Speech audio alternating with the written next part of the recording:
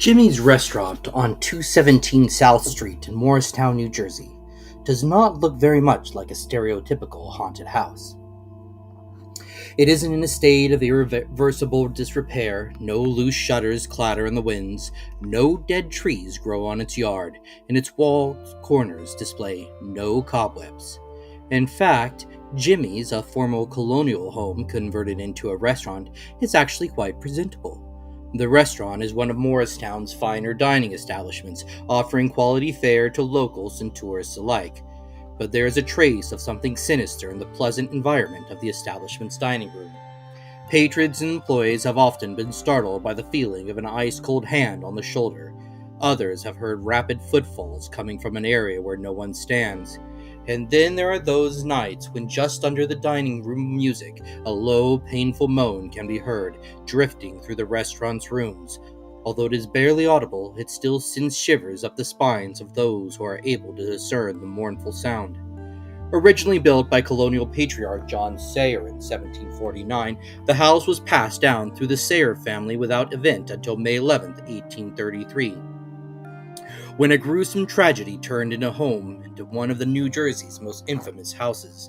The depraved events that cast an ugly pallor on the family house rest on the back of one man, Antoine Leblanc.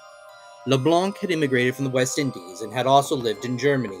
He came to America with hopes of making his fortune, planning to earn enough money to marry his true love, a high-born young German woman named Marie Schmidt. But it became obvious to LeBlanc shortly after he arrived in New Jersey that things were not going according to plan.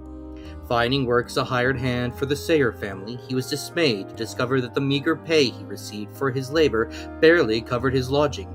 With his current income, he knew that he would never make enough money to return to Germany and win his true love's hand in marriage.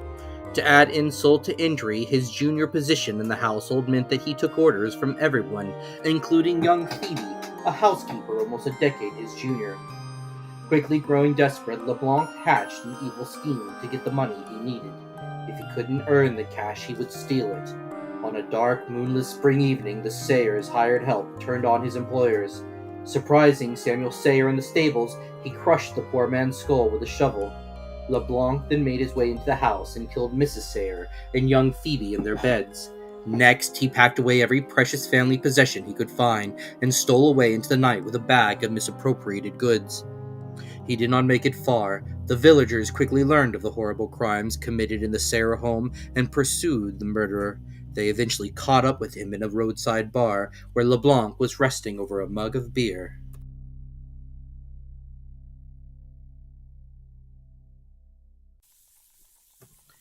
The swift and merciless trial was expedited with relish. After LeBlanc was hanged for the murders, 2 local doctors took his corpse across the street and conducted experiments on it, testing a contemporary theory connecting electrical currents to muscular impulses. By applying electrical charges to LeBlanc's brain, they reportedly got his mouth to smile and his eyes to roll around in their sockets. One legend involves the 2 physicians trying to resurrect the convict by electrocution. If this was truly their aim, they failed at creating a monster. Such disrespect for LeBlanc's corpse says a lot about the antipathy the locals felt for the murderer. The story, however, did not end there. After the experiments were over, LeBlanc's corpse was skinned and his epidermis was sent to a local tannery where all sorts of household items were made from the murderer's skin. The purses, book jackets, lampshades, and wallets that were produced from LeBlanc's cured hide became hot items on the local market. Never was a man so hated in Morristown. Years passed, and the tragedies at the Sayre house were gradually forgotten, eventually fading into local history. All that changed after 1946, when the Sayre house was remade into a restaurant. It was then that the strange things began to happen.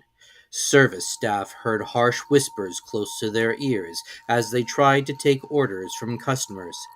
The words were never discernible, but they almost always startled the servers, who looked over to see nothing where the urgent hissing had come from.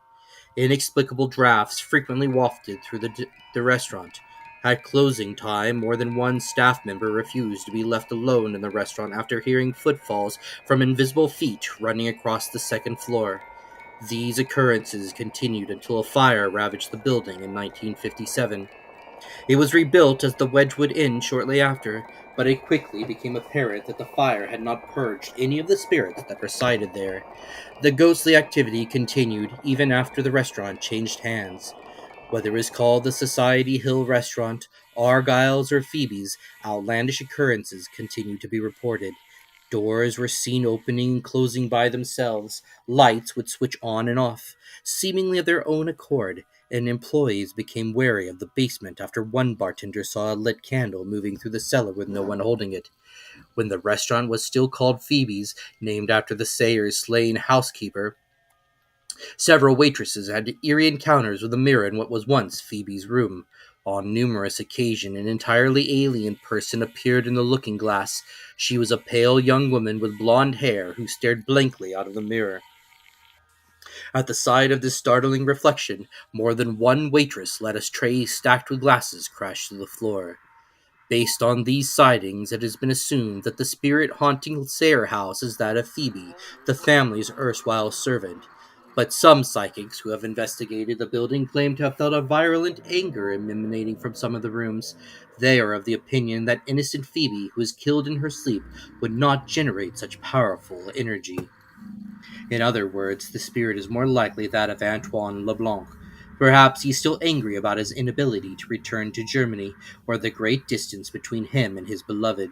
It is also possible that his spirit is unable to move on, still furious at the disrespect the people of Morristown showed his remains.